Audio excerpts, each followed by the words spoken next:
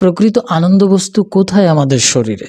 আমাদের শরীর বা মনে আনন্দ বস্তু কিন্তু আমাদের সপ্তপ্রকার ধাতুর মুখ্য ধাতু হচ্ছে বীর্য ধাতু।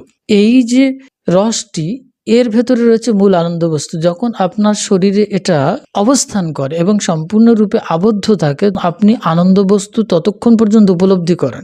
যখন এটা লিক আউট হয়ে যায়, বেরিয়ে যায়, তখন কিন্তু আপনার এই আনন্দম বস্তু খণ্ডিত হয়ে যায়, অর্থাৎ সুখের অন্তরায় হলো। এখানে বোঝা যাচ্ছে যে এই বস্তুটির ভেতরে রয়েছে সুখদায়ক এক শক্তি, যাকে স্থগিত করে রাখা, যেটাকে সংরক্ষণ করে রাখা। কিন্তু বিজ্ঞানের পরিভাষায় বলা হচ্ছে একটা লিমিটেশনের ভেতরে এটাকে ব্যয় করতে হবে, না হলে অনেক সময় ফিজিক্যালি বা মেন্টালি অনেক ক্ষতি হতে পারে তাদের জন্য যারা সাংসারিক জীবনযাপন করছেন।